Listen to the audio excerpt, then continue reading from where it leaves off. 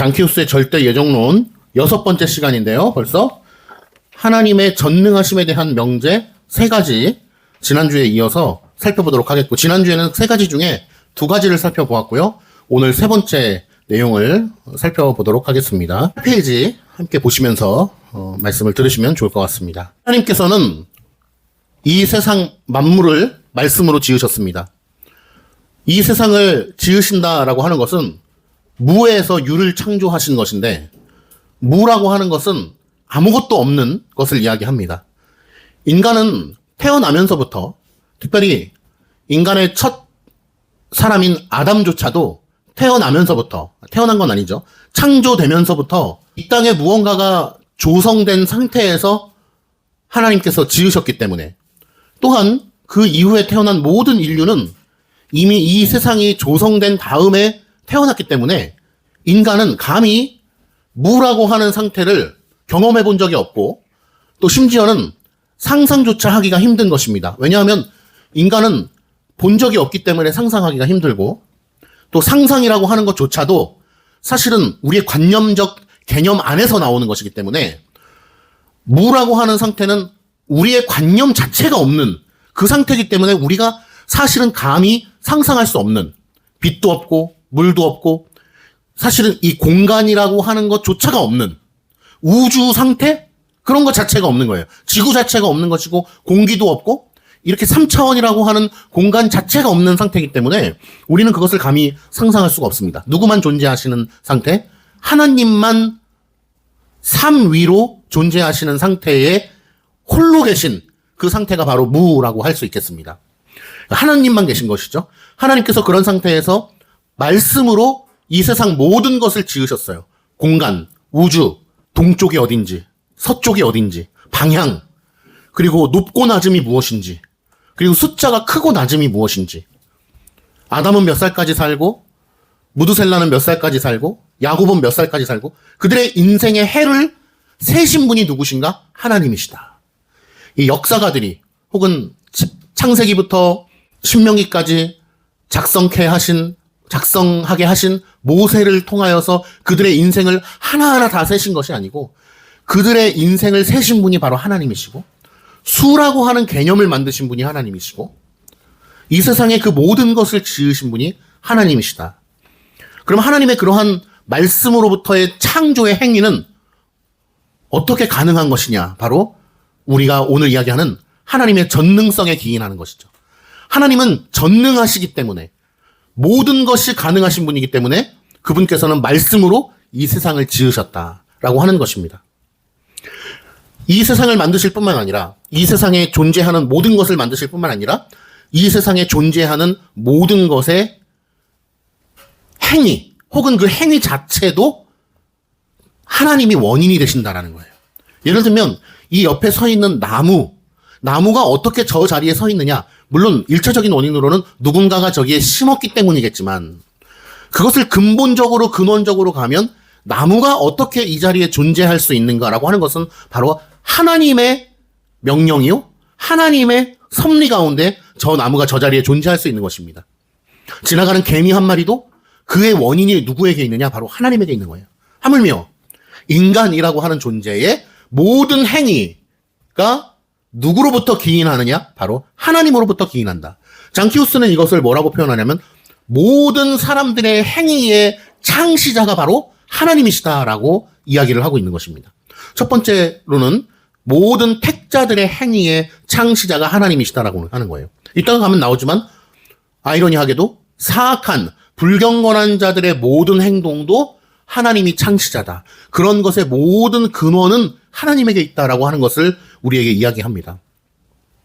그러나 중요한 것은 3번째죠. 바로 그 모든 행위가 하나님이 창시자요, 하나님으로부터 근거하지만, 악한 자들이 저지른 죄의 행동에 대해서는 하나님이 조성자가 아니다라는 거예요. 2가지가 겹칩니다. 악한 행동마저도 하나님으로부터 근거한 것이지만, 그들의 죄는 하나님이 조성하게 한 것이 아니다. 하나님께서 시켜서 한 게 아니고 하나님의 명령에 의해서 된 것은 아니다라고 하는 이 문제를 우리가 논하는 것입니다. 죄의 조성자는 하나님이 아니시다라고 우리에게 이야기하고 있습니다.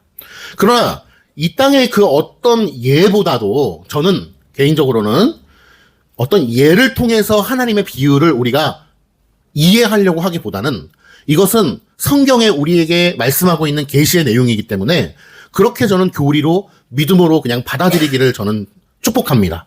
그래서 모든 행동의 근원은 하나님이시지만 죄의 조성자는 아니시다라고 하는 것을 일단은 믿음으로 수납하기를 바라는 것입니다. 알겠죠? 아멘? 죄의 조성자는 아니시다. 자, 그래서 그 페이퍼의 8페이지에 괄호 4번을 보시면 요컨대 택자들의 모든 행위들은 궁극적으로 모든 것이 합력하여 선을 이루시는 하나님의 역사이므로 선한 행위라고 말할 수 있고, 그죠? 하나님께서는 모든 택자들의 행위를 주관하실 뿐만 아니라 반드시 선한 곳으로 인도하시기 때문에 그들의 모든 행위는 결국 선한 거예요. 왜냐하면 하나님께서 인도하시기 때문에. 그러나 악한 사람들, 유기자들의 행동은 때로는 도덕적이고 선해 보이는 것 같지만 그들의 행위는 결국 어둠으로 향하는 것이기 때문에 모든 행동들이 악한 것입니다. 하나님이 붙들고 있는 선택받은 은혜의 사람들은 결국 모든 행위들이 선하게 인도함 받는 것이고 악한 사람들의 행위는 도덕적으로 선해 보일지 몰라도 악한 행동이다라고 하는 것을 생각하는 거예요.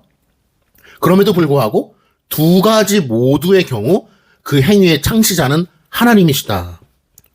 그러나 악한 행동, 죄의 조성자는 아니시다라고 하는 것을 이야기하고 있는 것입니다. 루터는 이렇게 이야기했습니다. 9페이지에 보면 만일 하나님께서 전능하시지 않거나 모든 일이 이루어지도록 행하시는 분이 아니시거나 그가 전혀 관여하시지도 않는데 만물이 생겨날 수 있다면 그는 존경받으실 만한 분이 아닐 것이다 라고 이야기했어요. 많은 사람들은 이렇게 이야기하고 싶어 합니다. 선한 일이 하나님으로부터 일어났다는 것은 인정합니다. 그러나 어떻게 악인들이 행한 저 악한 일조차도 하나님으로부터 온 것입니까? 누군가가 전쟁을 일으키는 것도 어떻게 하나님으로부터 온 것입니까? 누군가가 독재를 하고 있는 저 북한의 나쁜 저 정권의 존재도 하나님으로부터 온 것입니까? 라고 하는 질문을 하는 것이죠. 그러나 그 모든 것의 근원이 하나님으로부터 온다라는 것을 우리는 부인할 수 없습니다. 심지어는 성경에 하나님의 거룩한 계보임에도 불구하고 우리가 생각할 때에는 도덕적으로 악한 일들도 꽤나 많이 있습니다. 구약의 뿐만 아니라 가장 유명한 게 다윗이 범한 죄 아니겠어요? 하나님의 계보요. 하나님의 마음에 합한 자요.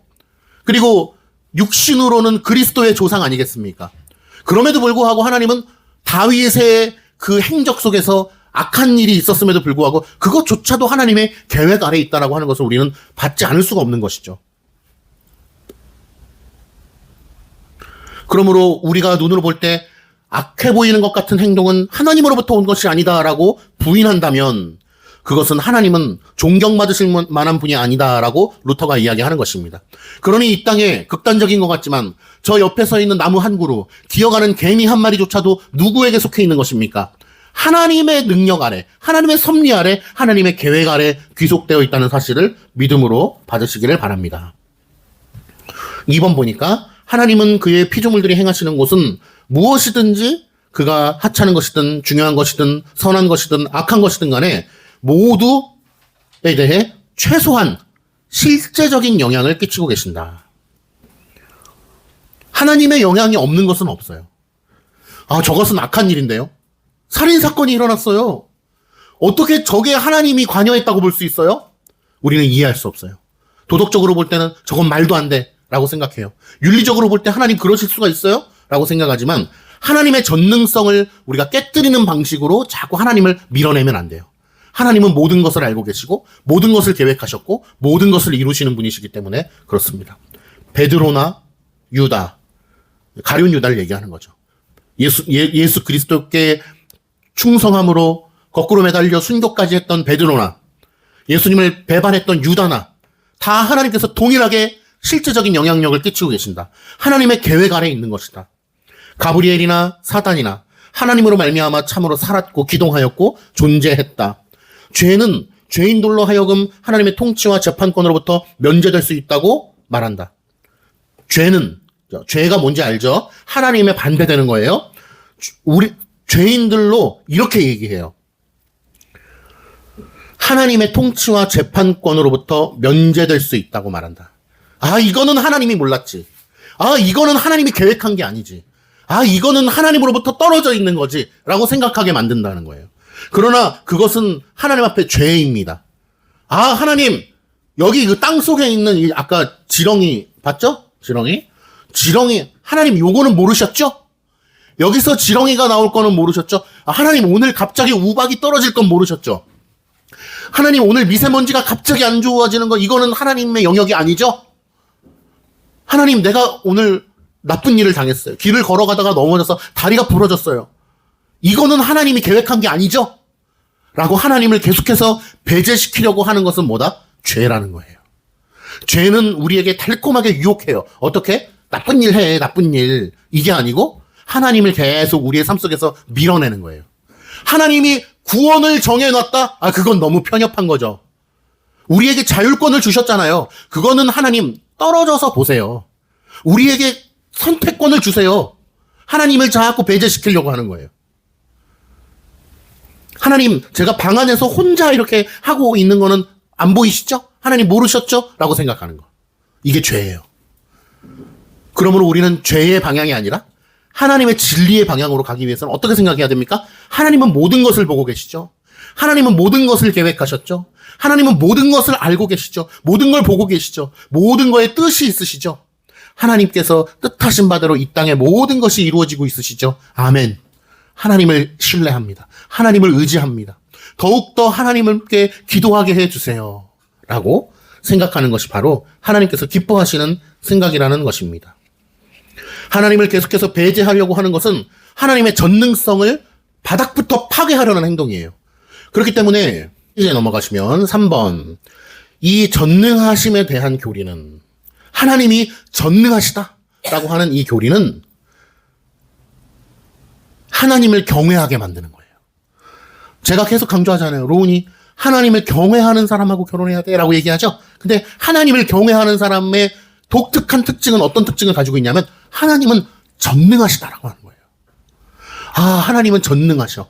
모든 걸 아시고 모든 걸 하시고 모든 걸 계획하시고 내 머리털의 개수까지 세시는 분이셔. 하나님은 전능하시기 때문에 라고 생각하는 사람들이 바로 어떤 태도를 견지하느냐? 하나님을 경외하는 태도를 지속적으로 견지하는 거예요. 이 땅에서 그 어떤 것을 이룬다 할지라도 유튜브 구독자 10만 명을 이룬다 할지라도 하나님을 경외하지 않으면 그것은 아무것도 아니에요. 아무리 축구 국가대표가 돼서 세계 최고의 선수가 된다 할지라도 손모 선수 최고의 선수잖아요. 나도 너무 좋아하는데 그러나 하나님을 경외하지 않으면 아무것도 아니에요. 그러나 아까 얘기했던 육 선수나 이재성 선수나 이런 사람들이 축구를 잘하고 못하고를 떠나서 하나님을 경외해? 그러면 그 사람은 모든 걸 얻은 거예요. 그래서 하나님을 참되게 신뢰하는 자는 모든 걸 얻은 자고 하나님을 신뢰하지 않는 자는 믿지 않는 자는 최고의 어떤 학교, 최고의 돈, 최고의 축구 선수, 최고 인기 있는 아이돌이 될지라도 모든 걸 잃어버린 자예요. 아무것도 가진 게 없는 자예요. 그래서 우리 성도님들이 어떤 자리에 있던지 간에 하나님을 경외하는, 두려워하는 거예요. 하나님을 예배하면서도 기뻐하면서도 두려워하면서도 하나님의 말씀대로 하기를 원하는 그런 마음의 심령을 가지고 있는 거예요. 일요일에 놀러 가고 싶어도 놀러 가고 싶은 마음이 있을 수는 있지만 하나님 앞에 예배 드리는 것보다 더 중요한 건 없어. 이거는 내 목숨보다도 더 중요한 거야. 라고 하는 거를 견지해야 돼요. 그것이 바로 하나님을 경외하는 사람의 중요한 특징이에요. 저도 옛날에는 일요일에 예배를 드려야 되는 거, 이거는 너무 빡센 것 같아요. 한 달에 한 번만 예배 드리면 참 좋을 텐데, 이런 생각을 했던 때가 있었어요. 그러나 이것이 물고기에게 어항 속에 있을 때 살아갈 수 있는 것처럼, 인간이 이 공기 속에 있어야만 살아갈 수 있는 것처럼, 하나님의 선택의 은혜를 받은 자는 반드시 이 예배 가운데에 있어야 살아갈 수 있는 것이구나라는 것을 점점 깨닫게 되었어요. 그래서 우리 어린이 성도들도, 우리 모두도 그런 것들을 점점 깨닫게 되는 은혜가 있기를 간절히 소망합니다. 그래서 전능하심에 대한 교리는 하나님을 경외하는 마음을 더욱더 일깨워줘요. 그래서 전능하심을 아는 자는 더욱더 하나님을 경외하고 하나님을 경외하는 자는 더욱더 하나님의 전능하심에 대하여 깊게 묵상을 하게 되는 거예요. 그러니까 우리 어린이 친구들도 하나님이 전능하시다라고 하는 것을 더욱더 깊게 묵상하고 생각하고 하나님께 감사와 영광을 올려드리는, 더욱더 하나님을 경외하게 된다. 하나님께서 무한히 전능하시다는 것을, 여기 보세요. 3번에, 괄호 3번의 세 번째 줄. 경외함의 마음을 견지하는 것은 하나님께서 무한히 전능하시다라고 하는 것을 믿는 사람들이 가지는 마음인 거예요. 전능하신데 무한히 전능하시다. 영원히 전능하시다. 변하지 않게 전능하시다. 이게 얼마나 놀라운 거예요. 이 교리 하나만 가지고도 우리는 참된 믿음을 가질 수가 있어요. 하나님의 속성은 심플리하잖아요. 단순하기 때문에. 그리고 하나님의 속성은 하나잖아요. 따로따로 삐죽삐죽 튀어나와 있는 게 아니라. 그렇기 때문에 하나님께서 전능하시다라고 하는 이 한 사실만 가지고도 우리는 하나님을 경외하기에 충분한 것이요, 참된 믿음을 가지기에 충분한 것입니다. 그러니까 우리는 구약의 모세를 보면서, 구약의 모세는 그리스도에 대한 지식도 없었고 성경이 완성된 시대도 아닌데 어떻게 참된 믿음을 가질 수 있었을까라는 생각을 하지만, 이런 것들을 생각한다면 하나님의 전능성 하나만 가지고도 우리는 하나님을 경외하는데 부족함이 없다는 걸 생각할 때에 충분히 이해할 수 있는 것입니다. 이 경건한 두려움은 죄에 대한 특효를 갖는 해독제이다. 너무나 멋진 표현이죠. 하나님이 무한히 전능하시다라고 하는 것을 우리가 제대로 된 깊은 경건함 가운데 한다면 우리의 죄에 대한 해독제를 갖는 거죠. 죄에 대한 경계심을 갖는 거예요. 죄에 대해서 두려움을 갖는 거예요. 죄에 대해서 우리가 경각심을 갖는 것이죠. 네 번째, 죄에 대해 맞서는 일들조차도 영적인 도덕적 문둥병에 감염되어 있는 나 자신을 하나님께서 매우 마땅히 나를 포기하여 불법한 마음에 내버려 두실 수도, 혹은 다른 죄를 범하도록 방치하실 수도 있다는 걸 생각해 본다면, 하나님을 경외하는 자는 어떤 생각을 하냐면요, 내가 죄에 대해서 민감하지 않아. 죄에 대해서 내가 영적 문둥병이 걸려 있어. 나는 나 자신을 깨달으면서 전능하신 하나님께서 그분의 선택하심은, 그분의 은혜의 택하심은 변함이 없음에도 불구하고 전능하신 하나님께서 나를 포기할 수 있다라고 하는 그 두려움에, 그 아이러니하죠. 하나님은 나를 포기하지 않으셔요. 하나님은 나를 선택하셨어요. 그럼에도 불구하고 하나님께서 나를 포기하실 수도 있다라고 하는 두려움에, 혹은 나를 내버려 두실 수도 있다라고 하는 두려움에, 그러니까 두려움이라고 하는 것은 실제로 내버려 두실 거야 이게 아니고 그만큼 하나님을 경외하는 거죠. 하나님을 조심스러워하는 것이고 두려워하는 것이고 하나님을 예배하는 거예요. 혹은 나를 내버려 두셔서 내가 다른 죄를 범하도록 방치하실 수도 있다는 것을 생각해 본다면 하나님의 전능하심에 더욱 기댈 수밖에 없는 거예요. 그러니까 영적인 부익부예요. 부익부 빈익빈. 하나님의 경외하심을 아는 자는 더욱더 전능하심에 기댈 수밖에 없고, 전능하심에 기대는 사람은, 깨달은 사람은 더욱더 하나님을 경외할 수밖에 없고, 나를 선택하신 하나님의 선택은 변하지 않으심에도 불구하고 하나님의 이러한 나를 내버려 두신다라고 하는 이 형벌이 너무도 두려워서 그냥 두려움에 떨고 끝나는 것이 아니고, 두려워서 더욱더 어떻게 하게 된다? 하나님을 의지하게 된다는 거예요. 하나님을 더욱더 의지하는 법을 날마다 배우고 깨닫고 말씀 묵상으로 나가서 하나님을 더욱 경외하게 되는 거예요. 그러니 여러분, 결혼할 때에 하나님을 경외하는 사람을 만나지 않으면 인생 아주 힘들어지는 거예요. 하나님을 경외하는 사람을 만나면 모든 걸 얻은 자예요. 그래서 저는 우리 모두가 하나님의 전능성에 더욱 기대어서 하나님을 의지하고 하나님을 바르게 아는 데에 매진하는 우리 모두가 되기를 간절히 소망합니다. 기도하겠어요.